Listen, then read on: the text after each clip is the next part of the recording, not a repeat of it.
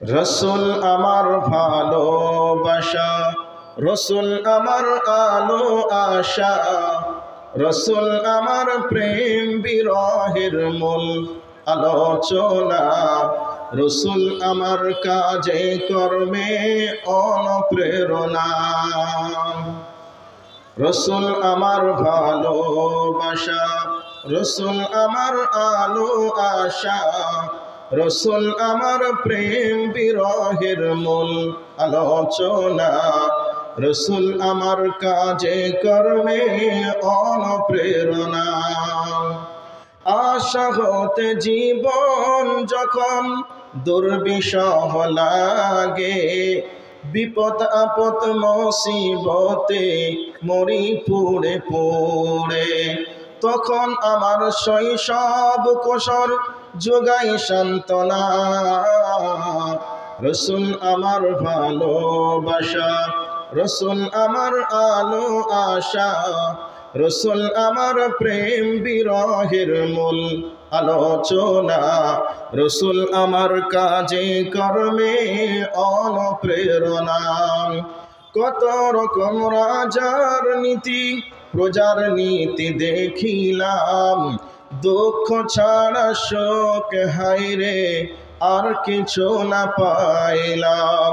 রসুল আমার ভালোবাসা, রসুল আমার আলো আশা, রসুল আমার প্রেম বিরহের মূল আলোচনা, রসুল আমার কাজে কর্মে অতি সময় আসবে, ওই সময়ে মানুষেরা দুনিয়ার পিছনে ছুটে চলবে।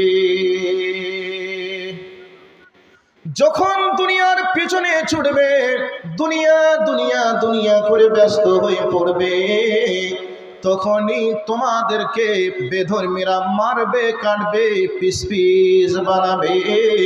অকারাহিয়াতুল মউত, যখন তোমাদের অন্তর থেকে মৌতের ভয় উঠে যাবে, মৃত্যুকে অপছন্দ মনে করবে, এমনই সময়ে তোমাদেরকে মারবে, কাটবে, পিস পিস করবে। বন্ধুরে, ডাক্তার বলেছে সুগার হয়েছে, ফজরের পরে তোমাকে 3 কিলোমিটার হাঁটতে হবে।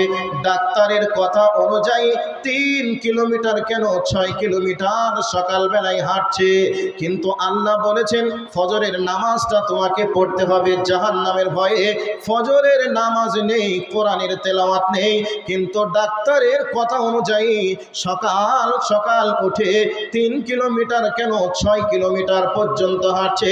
এইরকম দৃশ্য বর্তমান সময়ে দেখা যাচ্ছে কি যাচ্ছে না? বন্ধুরে, আপনাদেরকে যদি এই পয়েন্ট নিয়ে একটা একটা করে যদি বলতে শুরু করে দিই, টাইমটা পাস হয়ে যাবে। এবার বলে দিই, আজকে বর্তমান সময়ে মানুষরা মৃত্যুবরণ করতে হবে, এটাকে মেনে নিতে পারে না, মেনে নিতে পারে না।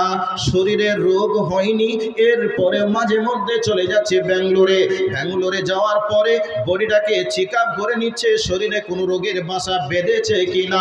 যদি বেঁধে যায়, ট্রিটমেন্ট চালু হয়ে যাচ্ছে। যদি না বাঁধে, ডাক্তার বলছে আপনি এগুলি খাবেন, এগুলি খাবেন না। ডাক্তার বলছে আপনি সকাল সকাল ঘুমিয়ে যাবেন আর সকাল সকাল উঠে যেতে হবে।